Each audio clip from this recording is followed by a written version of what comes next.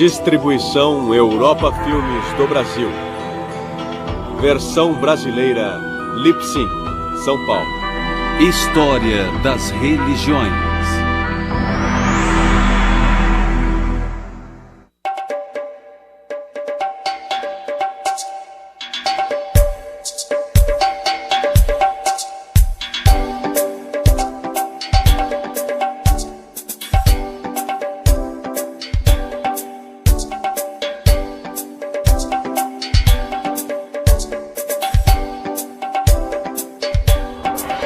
Religiões africanas e afro-americanas.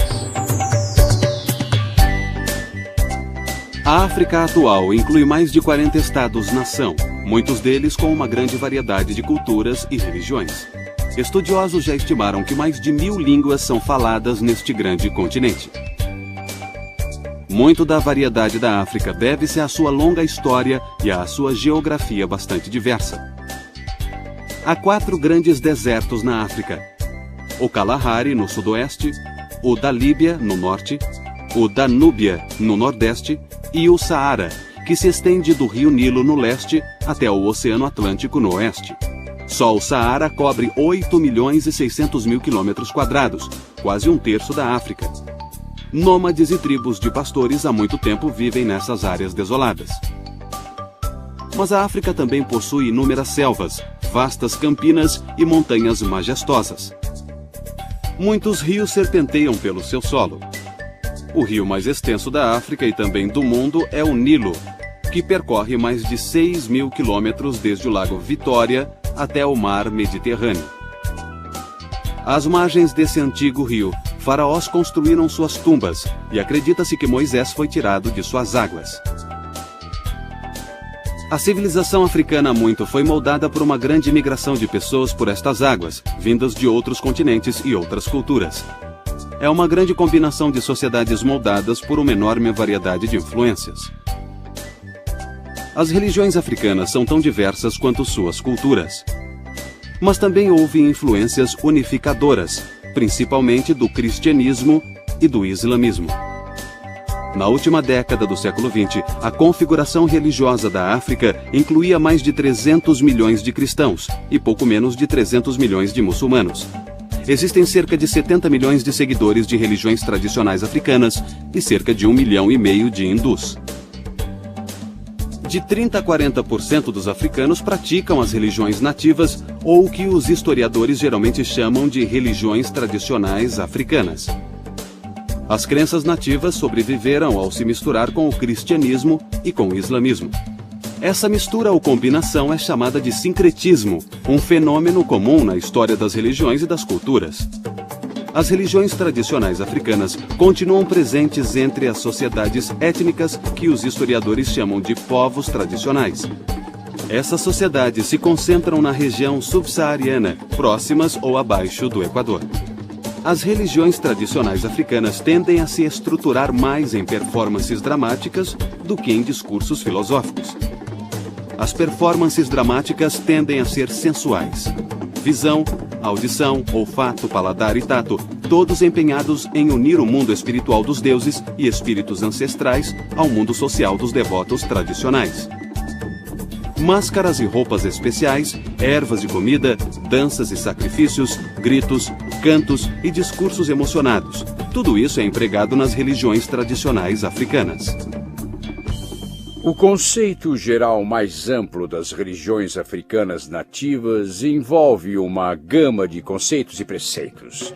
O continente africano é tão diversificado que tentar identificar uma religião africana em particular é bastante difícil de fazer, a menos que falemos a respeito de Olodumare, que é o Deus Supremo ou Ser Supremo para a maioria dos africanos. Entretanto, esse termo pode ser usado em diferentes aspectos ou línguas que podem ser diferentes do Olodumare do povo Yoruba. Há muitas sub-religiões dentro das principais religiões africanas. Uma coisa importante, na África a religião não é só no domingo de manhã, é uma coisa diária e cada grupo em particular pode ter sua divindade de preferência e ela terá relação com seus ancestrais. Através de performances dramáticas em festejos e cultos, espíritos e deuses baixam nos devotos e são incorporados. Pela incorporação, os espíritos advertem e orientam os devotos tanto em questões espirituais quanto em questões financeiras. Mas às vezes eles também podem causar o mal. As religiões tradicionais africanas também tendem a ser mais orais que literárias, transmitindo crenças e ensinamentos através de inúmeras artes verbais e não tanto por escrituras. Mitos e folclore, enigmas e provérbios e, às vezes, canções e poesias são utilizados. Alguns teólogos africanos cristãos creem ser possível uma nova era de independência religiosa na África terceiro-mundista. Alguns veem o fenômeno das igrejas nativas como um sinal dessa nova era, ou a nova chegada do Espírito Santo. Há cerca de 25 ou 30 anos, a África começou a se remodelar e a se voltar para seus próprios meios e métodos nativos de adoração. Lembro que muitos já me disseram que quando o missionário vem, eles pegam o piano e começam a cantar aquelas velhas canções que são ensinadas e tudo mais. Mas quando o missionário dá as costas, eles pegam o tom-tom, que é como eles chamam o tambor, e voltam a praticar os seus cultos nativos. Nós vemos que a África hoje está realmente conseguindo praticar a sua religião. Ou a sua espiritualidade da forma que ela quer e não controlada pelos colonizadores. Os movimentos separatistas da África prosperaram ao converter seguidores de religiões tradicionais para o cristianismo ou para o islamismo. Mas o reflorescimento recente das religiões tradicionais é diferente. Ele visa redescobrir ou reafirmar as práticas tradicionais africanas após séculos de dominação cristã e muçulmana.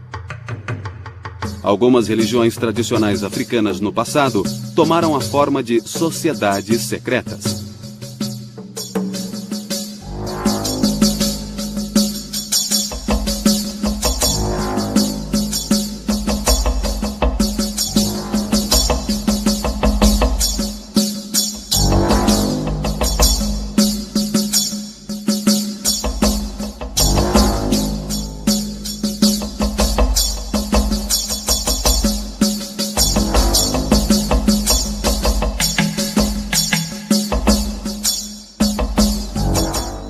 Hoje, as sociedades secretas da África se tornaram outro elemento dos movimentos neotradicionais.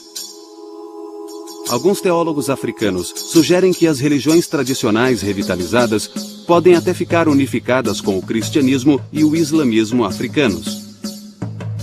Alguns até especulam que tais forças unificadas podem um dia unir a África como uma só nação. Hoje é comum dizer que os mitos constroem o mundo. Sobretudo para os tradicionalistas africanos, os mitos são histórias excepcionais, exemplares, cheias de significado sagrado e moral. Alguns mitos africanos referem-se ao comportamento moral, explicando por que certas práticas devem ser feitas de um modo e não de outro. Mas outros mitos expressam valores e atitudes morais em relação à realidade da África tradicional. Mitos e folclore, juntamente com outras artes orais, como enigmas e provérbios, têm assim uma função social ao dar à vida diária um significado transcendental. Apesar de gerações em contato com outras religiões dominantes, os iorubás conseguiram preservar virtualmente intactos os mitos tradicionais que há muito compõem suas práticas religiosas. O povo iorubá é um dos grupos religiosos mais numerosos no oeste da África, chegando a 15 milhões de pessoas. Embora habitem a maior parte da Nigéria, os iorubás também habitam regiões que vão do Benin até o rio Níger. Os iorubás não são meramente uma tribo. Eles já foram uma civilização próspera dedicada à lavoura e ao engenho. A religião iorubá é geralmente associada ao politeísmo. Mas tal associação ignora totalmente a natureza da religião iorubá, assim como seus mitos, seu folclore e seus rituais. A religião iorubá de fato abrange um conjunto de divindades, mas todas elas são manifestações de uma divindade suprema. A estrutura Ifá, Orixá ou o panteão começa com o Olodumare, que é traduzido como o controlador do universo. Essa entidade seria conhecida como nosso Ser Supremo. A partir dessa entidade, nós temos os orixás. Esses seres divinos são várias expressões do Ser Supremo, que foram encarregados pelo Ser Supremo de criar o mundo. Essa versão comum do mito da criação dos Yorubás nos revela algo sobre a relação entre o Olodumare e as divindades menores chamadas de orixás. Cada orixá é uma representação ou manifestação do poder de Olodumare, mas nenhum deles é Olodumare. Somente Olodumare é supremo. As outras divindades exercem um papel muito importante. Elas são mais atuantes nas questões humanas. E o Ser Supremo é meio que representado por essas outras divindades. E cada uma tem seu próprio altar, tem seu próprio sacerdócio, seu próprio conjunto de tabus e objetos sagrados, locais sagrados, e controla aspectos específicos do comportamento humano ou de todos os nossos problemas globais. E isso praticamente não existe nas religiões tipicamente ocidentais. O Olodumare, de fato, remonta aos primórdios da mitologia iorubana, mas seu poder e sua presença é manifestada e transmitida em mitos que personificam a natureza e os processos naturais. A terra, os rios, lagoas e oceanos, tudo é respeitado como pessoas ou deuses. Às vezes, o Olodumare é até mesmo retratado como uma pessoa importante que viveu há muito tempo. O Orixá Nlá, também chamado de Obatalá, é uma manifestação de Olodumare. Esse orixá, ou deus menor, é o criador, o modelador das formas humanas. Embora Obatalá geralmente seja andrógeno, ele é mais frequentemente descrito como homem. Ele é o criador dos bebês no útero. Ele até mesmo cria os deformados e desfigurados. Portanto, zombar de tais criaturas desafortunadas é zombar do próprio Obatalá. Não está totalmente clara qual é a relação entre Obatalá e os outros orixás, mas de acordo com a mitologia iorubana, existe aparentemente uma hierarquia de orixás. Alguns têm sua origem no próprio Olodumare. De acordo com a primeira versão do mito da criação, esses orixás originalmente habitavam os céus com Olodumare e eles auxiliam Obatalá em seu trabalho de criação. Esses orixás também são divindades primordiais. Entre eles estão Exu, Xangô, Ilê e Olum-Milá. Olum-Milá também leva o título de Babalaô, o pai dos mistérios. Ele é enviado por Obatalá para dar orientação. Exu, outro orixá primordial, é representado na mitologia iorubana como o brincalhão. O brincalhão ou travesso aparece em muitas mitologias tradicionais africanas. Os muçulmanos e os cristãos geralmente associam Exu com Satanás, o acusador ou enganador. A associação não é de todo enganosa, porque Exu desafia e põe à prova. Ele também tem grande conhecimento dos desejos secretos e do destino dos devotos. Exu é o senhor de todas as decisões, porque decisões são realizadas numa encruzilhada. Isso significa que você pode ir por um caminho ou por outro. Então, Exu é o orixá a quem o devoto deve apelar para ter orientação e clareza na hora de tomar decisões. Exu provoca brigas e mau comportamento entre as pessoas para suscitar a virtude entre elas. Dessa forma, ele acaba suscitando a ordem moral e a digressão religiosa. Ele é muitas vezes representado com formas humanas, com chifres na cabeça e com uma clava ou faca ao lado. Às vezes ele é um homem pequeno que, embora cheio de pompa, também tem consciência de sua baixa estatura. Em algumas tradições, Exu é representado por um falo. Nos mitos iorubanos, ele quase sempre traz calamidade. E num dos mitos, ele até mesmo invoca a calamidade entre os demais orixás primordiais. Xangô, como Obatalá e Exu, é uma divindade primordial. Por fim, Ilê, ou Mãe Terra, é outro dos orixás primordiais.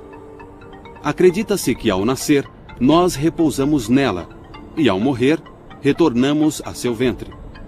E em cada refeição, os ancestrais que habitam nela são honrados com algumas gotas de bebida jogadas no chão. Ogum, a divindade da guerra, é o patrono do ferro. Habita às margens da sociedade. Ele é o patrono da caça e das florestas. Ogum é inovador e sabe o que está acontecendo em outras sociedades. Ele se comunica com os espíritos dos céus, das selvas, dos pastos e da tecnologia. Dizem que, onde dois pedaços de ferro são unidos e seu nome é invocado, Ogum estará lá.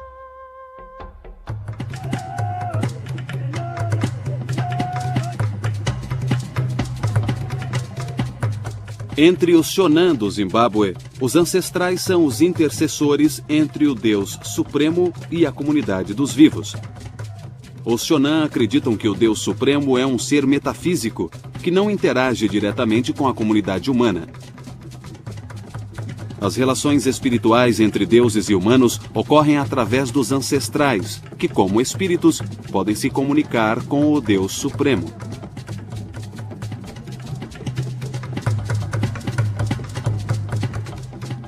Mas os ancestrais Shonan também são espíritos humanos que se mantêm ligados à sociedade terrena. Independentemente de como os humanos são vistos entre esses povos tradicionais, eles estão quase sempre ligados ao mundo divino, ou por seus espíritos, ou pelo destino.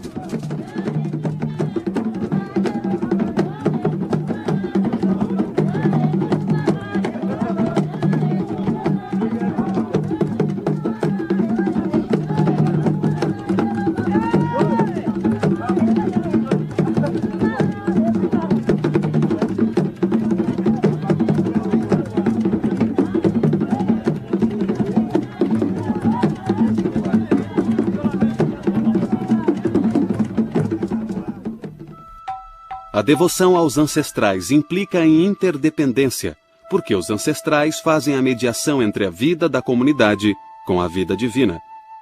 Os ancestrais participam ativamente tanto no domínio dos mortos quanto no dos vivos. Os Yogi, que é o plural de Yog, não são presenças sempre amigáveis ou más em certos santuários. Tais espíritos e forças também se envolvem nos conflitos da sociedade com outros Yogi. Alguns desses Yogi podem trazer calamidade, principalmente doenças. Os Acholi praticam rituais para apaziguá-los ou expulsá-los, às vezes através de provações longas e torturantes. Os rituais de cura dos Acholi envolvem primeiro um curandeiro, um adivinho, que verifica uma doença como sendo causada por um Yogi. Junto a assistentes e à família, o curandeiro e seus auxiliares cantam canções Yogi. Tambores e chocalhos são usados para soar vários ritmos. No processo, às vezes o Yogi possui o curandeiro, fazendo com que ele ou ela se agitem violentamente. Se isso acontece, o ritual para. O curandeiro então chama alguém com mais experiência, autoridade e força para dar continuidade ao tratamento. Os remédios tradicionais africanos são feitos de cascas e seivas de árvore e extratos de raízes e outras ervas. E conforme observado nos rituais de cura dos Acholi, tratamentos farmacêuticos e adivinhações ajudam a restaurar a vitalidade daqueles cuja doença é tida essencialmente como um mal do espírito. Os Yorubás, assim como outros grupos religiosos tradicionais, consideram os seres humanos como um composto. o espírito retorna para Olodumare, a divindade suprema, enquanto o corpo retorna para Ilê, a Mãe Terra. Após a morte de alguém e em determinadas ocasiões, os africanos tradicionais festejam num ritual de dança chamado Egungun. A celebração do Egungun é exclusiva em sua performance. Mulheres e crianças são proibidas de se aproximar do espírito, já que seria o mesmo que se aproximar dos mortos. Mas o Geledê é a mais democrática das festas e cerimônias iorubanas. O Geledê honra principalmente os ancestrais femininos, e mulheres e crianças são essenciais para a sua força. Duas revoluções afetaram direta e profundamente a cultura e a religião na África. A primeira revolução foi um avanço tecnológico que possibilitou o tráfico de escravos na bacia do Atlântico. A segunda revolução foi um desenvolvimento econômico que tornou o tráfico de escravos altamente lucrativo. Cerca de 10 milhões de africanos foram levados para as Américas nos séculos seguintes, e suas religiões tradicionais foram com eles. Quando os africanos foram trazidos para as Américas e escravizados, foram esses mesmos sacerdotes e sacerdotisas, agindo em segredo, agindo como médicos, por um lado, que conseguiram também manter essa identidade viva. E eles conseguiram transmitir uma força espiritual, uma energia que permitiu que as pessoas sobrevivessem àquelas circunstâncias devastadoras. Com a invenção de navios à vela que navegavam a Abolina e com a melhoria dos mastros e da força de tração, os portugueses no início do século XV conseguiram navegar para o sul, até o Senegal, no noroeste da África, e ainda voltar para o norte. Isso abriu uma rota definitiva da Europa para a África subsaariana. Uma segunda revolução estimulou o tráfico transatlântico de escravos quando os portugueses exportaram o sistema de plantação mediterrâneo para a bacia do Atlântico Sul. Isso revolucionou a economia da produção de açúcar. Quando os dirigentes da Companhia Holandesa das Índias Ocidentais expandiram esse sistema pelo Caribe e pela América do Norte, seguiu-se uma explosão de demanda por mão de obra, principalmente mão de obra escrava. Por causa da demanda crescente por açúcar na Europa, as terras para a produção de açúcar tiveram que se expandir para além das pequenas fazendas do Mediterrâneo. O sistema de plantação, que originalmente era um sistema de capital, agora se tornava um sistema de investimento em terras, processamento industrial, trabalho escravo e sistema gerencial rígido. Os escravos eram comprados e vendidos como bens ativos no Mediterrâneo, uma área controlada principalmente por muçulmanos e cristãos. A navegação entre Portugal e África Ocidental agora abria definitivamente o tráfico de escravos na região subsaariana aos primeiros capitalistas europeus. A prática da escravatura estava agora completamente difundida. Os portugueses foram os primeiros a espalhar a prática pela bacia do Atlântico e foram os primeiros a suprir o sistema americano de produção de açúcar com escravos africanos. O sistema de plantação do Brasil e do Atlântico Sul tornou-se o modelo para a produção de outras mercadorias. No sul da América do Norte, o sistema de plantação foi copiado na produção de tabaco na Virgínia, na produção de arroz e de anil na Carolina do Sul e na produção de algodão em outras áreas a leste do Mississippi. Tudo isso exigia mão de obra barata para suprir o consumo e a demanda na Europa. E a resposta foi o tráfico transatlântico de escravos africanos. Dos cerca de 10 milhões de escravos que chegaram às plantações nas Américas entre 1502 e 1860, entre 500 mil e 700 mil foram trazidos para a América do Norte. O restante ou foi para a América Central ou para a América do Sul. Cerca de 30 a 50 milhões de outros africanos morreram ou durante a travessia do oceano ou enjaulados em portos de navios negreiros na África ou em guerras tribais africanas causadas pelas influências maléficas do tráfico escravista. Os primeiros escravos africanos foram exportados inicialmente do oeste da África, mas os portugueses, os espanhóis e principalmente os holandeses logo estariam chegando também à África Central. As religiões tradicionais africanas são fundamentadas em rituais que visam a algum favor, vantagem ou orientação dos espíritos ancestrais. O aspecto performático da religião na África inclui muitos fenômenos relacionados à magia, como encantos, amuletos, santuários, adivinhações e possessões espirituais. Na verdade, tais fenômenos mágicos caracterizam as religiões africanas tanto quanto as artes orais que comentamos antes. As funções dos encantos e amuletos na África estão relacionadas a poderes, espíritos, divindades menores e fantasmas. Este fetiche africano, que se chama camise na língua africana, representa uma figura de poder. Ele é reverenciado como uma pessoa, não como uma escultura.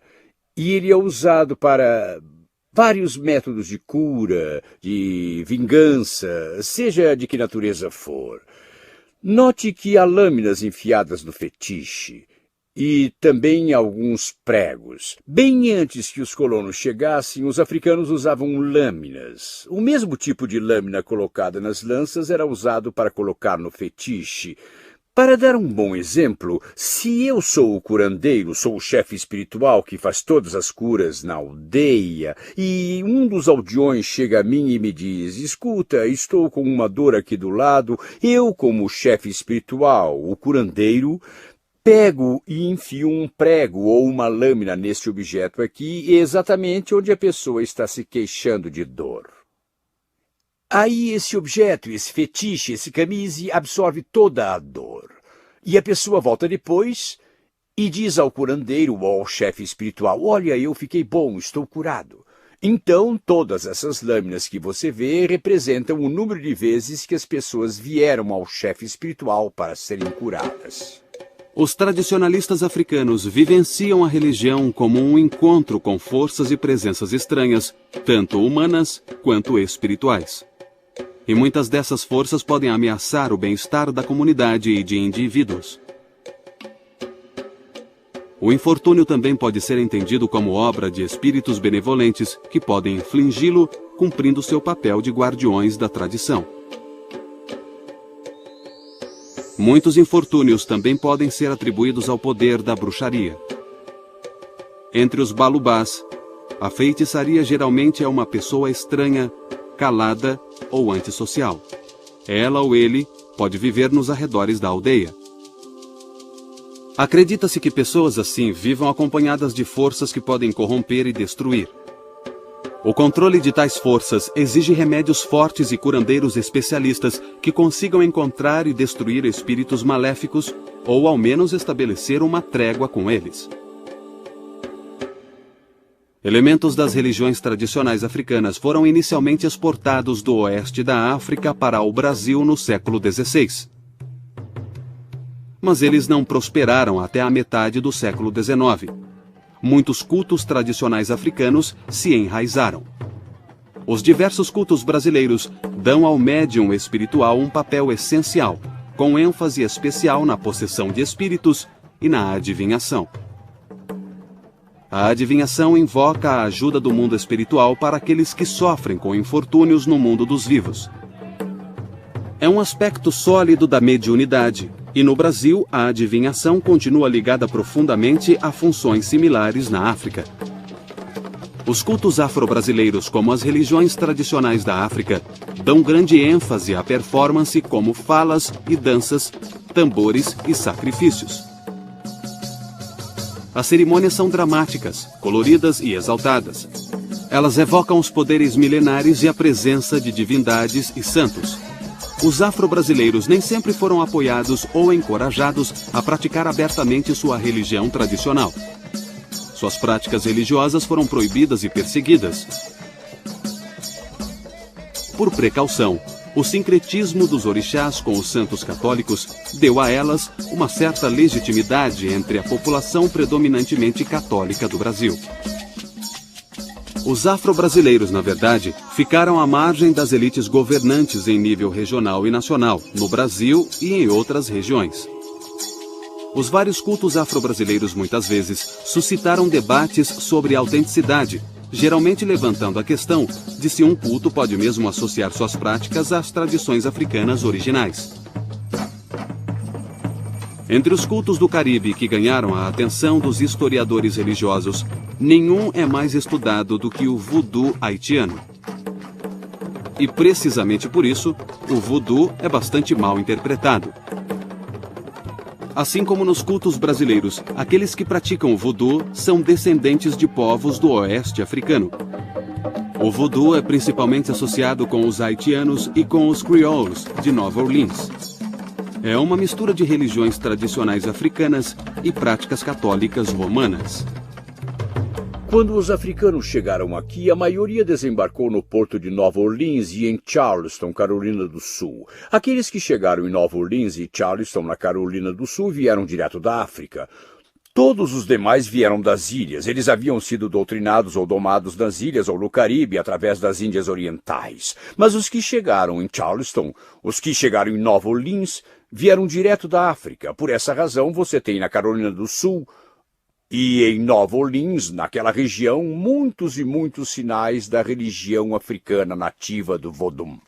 Vodum é a adoração de divindades africanas tradicionais do antigo povo Fon, que pertencia ao reino de Dahomey, que hoje é o Benin. E o seu sistema se desenvolveu no Haiti, como o Vodum haitiano. Há algumas pequenas práticas individuais derivadas do Vodum que chegaram na região sul dos Estados Unidos devido ao tráfico escravista, através de duas cidades principais, uma Nova Orleans e a outra é Virgínia. Mas elas não se desenvolveram na religião propriamente dita. Ficaram mais no nível do ritual individual, em que as pessoas faziam determinadas coisas que eram parte da religião, mas as divindades, em termos de como eram adoradas no Haiti, não vieram a este país para ficar muito tempo. No voodoo haitiano, o princípio controlador é o Loa, uma classe de espíritos, manifestações, forças e entidades espirituais. A relação entre os devotos e o Loa é performática, dramática e mágica. Exatamente como era nos cultos dos ancestrais na África.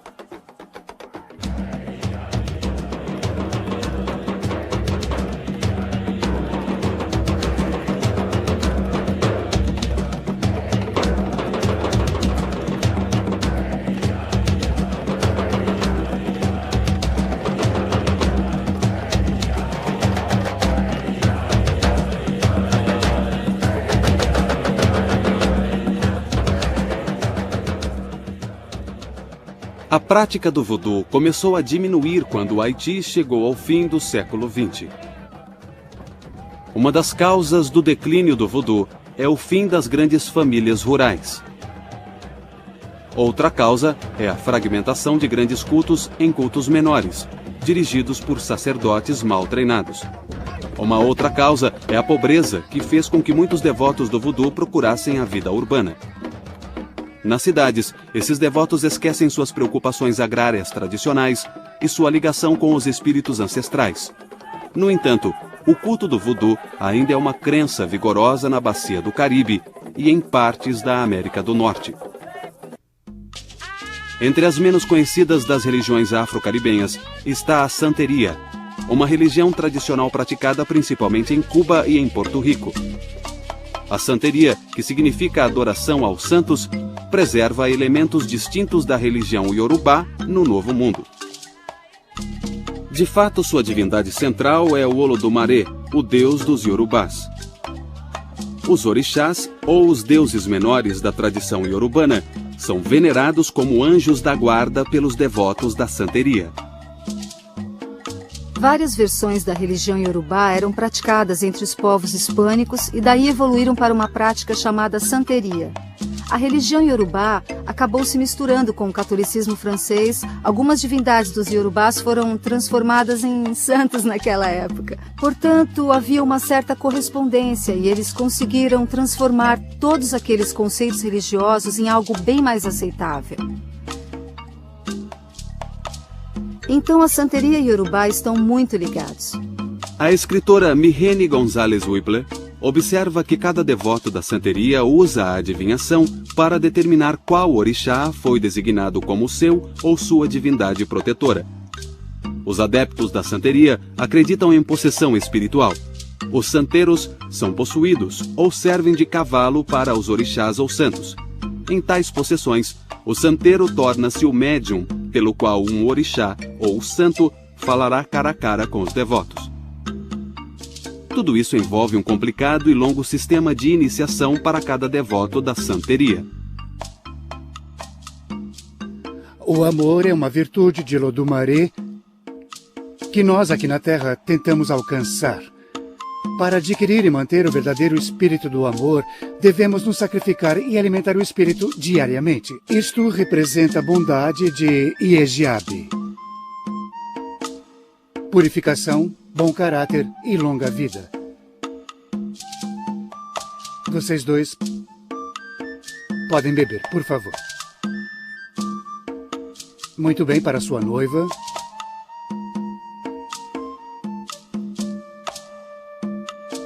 Anje, Anje Mai. Anje, Anje Mai. Anje, Anje, Anje, Anje. Tudo bem. Antes de sairmos, você pode beijar a noiva.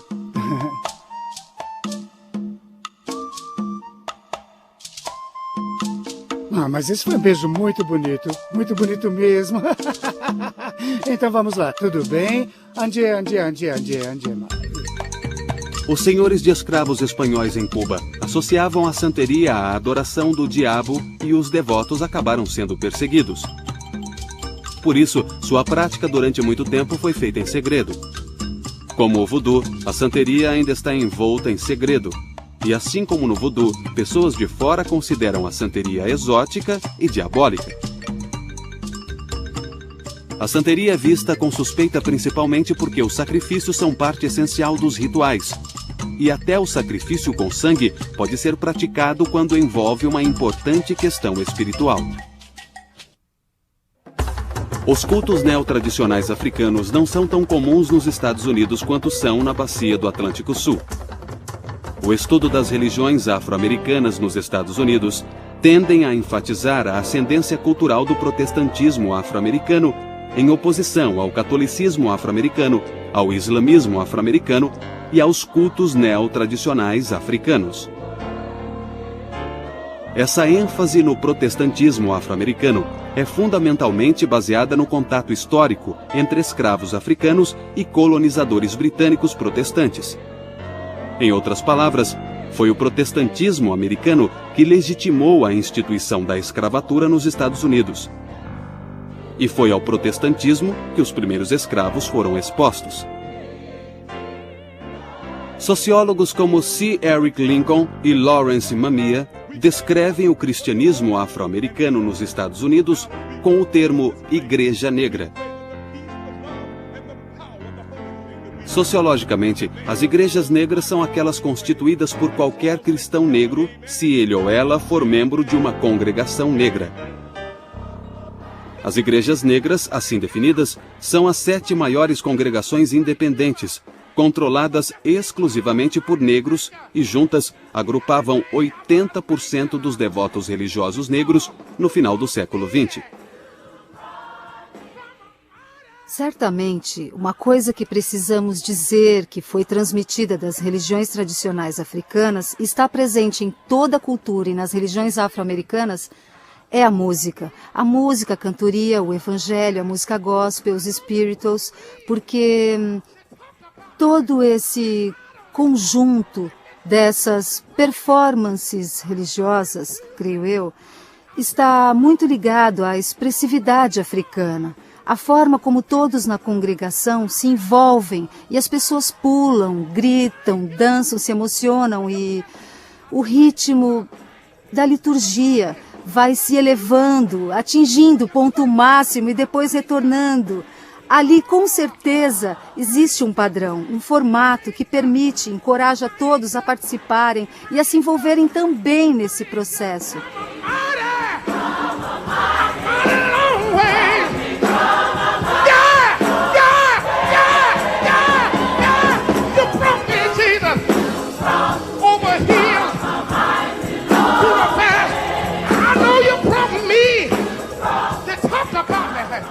Embora as igrejas afro-americanas sejam identificadas com as seitas protestantes, Lincoln e Mamiya sugerem que elas também têm relação com as religiões tradicionais africanas de uma forma conceitual e moral. Eles explicam a relação em termos do que chamam de cosmos sagrado negro, que é um universo paralelo ao cristianismo europeu. A ideia do cosmos sagrado negro é, em parte, uma resposta a outros sociólogos que afirmam que as igrejas afro-americanas são apenas uma tentativa débil de imitar a cultura branca. Esses outros sociólogos dizem que as igrejas afro-americanas não exibem nenhum elemento excepcional que as diferencie do cristianismo e da cultura europeia.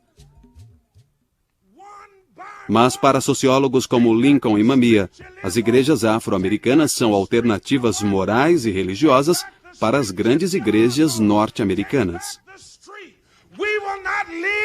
Nós não viveremos em pecado porque somos filhos de Deus.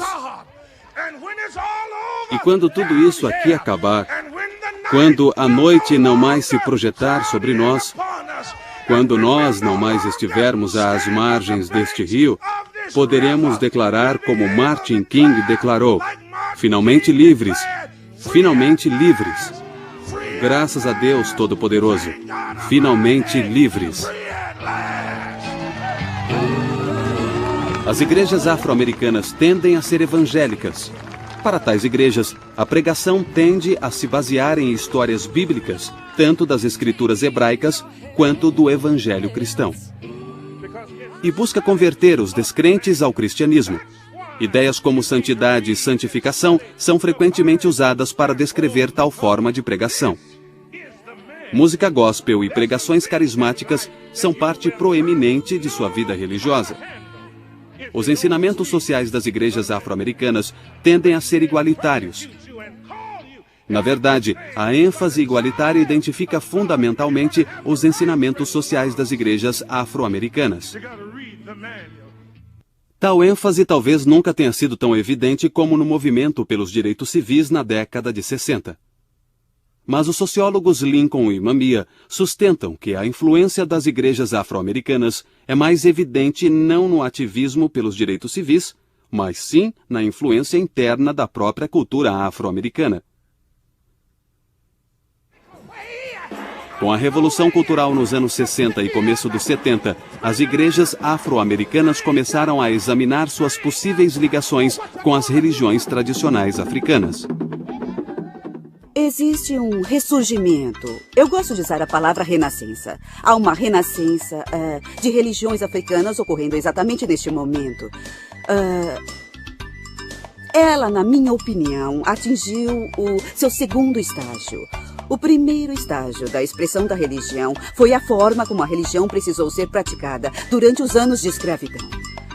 Por causa do modo como a escravidão funcionava na época em vários lugares, as religiões tiveram que se esconder. Elas não podiam ser praticadas publicamente. Elas, se fossem praticadas publicamente, tinham que ser sob um disfarce ou com uma máscara, fingindo fazer alguma coisa que não estavam fazendo ou fingindo ser uma coisa que não eram. Nos últimos, eu diria, 50 anos, desde a década de 1950, a religião começou a passar por um outro processo de nascimento. E esse processo de nascimento, baseado no que eu observei, levará a religião a um outro estágio do seu ciclo de expressão, que é se tornar pública. Os aspectos dramáticos e orais da cultura tradicional africana são vistos com mais força nas instituições leigas afro-americanas, como na arte, na música, no teatro, na literatura, no cinema e organizações políticas radicais. Elementos distintos das religiões tradicionais africanas aparecem entre os católicos afro-americanos e entre os devotos de cultos neotradicionais afro-caribenhos e cultos religiosos afro-brasileiros. Mas os números em tais grupos são pequenos, e eles estão fora do eixo principal das práticas religiosas afro-americanas. As religiões tradicionais africanas fornecem informações valiosas para a nossa compreensão das civilizações humanas. Elas são a memória viva das origens tribais e ancestrais de muitas das chamadas grandes religiões. A história das religiões africanas e afro-americanas é uma história de sincretismo e conversão. O fato de que as crenças religiosas africanas tenham sobrevivido sugere que tais crenças continuam a ser fontes vitais de sentido religioso e moral, tanto na África pós-colonial quanto nas Américas.